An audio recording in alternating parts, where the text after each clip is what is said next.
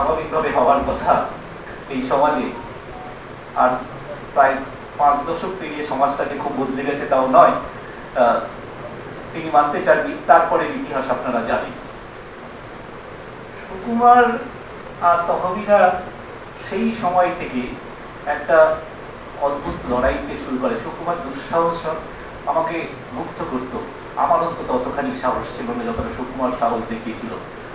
সেই সুকুমার পরে আপনারা জানেন যে নন্দীগ্রাম আন্দোলনের সময় একটি বাংলা দৈনিকে ওর লেখাটা আমরা সবচেয়ে মন দিয়ে পড়তাম। এবং সুকুমার সেই সময় জীবনের, আমার সাথে মাঝে মাঝে আমি সুকুমারকে টেলিফোন করে যে রোজ পেতাম তা না, কারণ নন্দীগ্রাম ওই সময় প্রায় মুক্তাঞ্চলের মতো একটা জায়গা হয়ে উঠেছিল। তহমিনার সাথে তখন আমার মাঝে মাঝে সুকুমার কেমন আছে খোঁজ দিতাম। ও বলতো যে স্যার অমুক দিন ফোন পেয়েছি বা অমুক দিন খোঁজ পাইনি।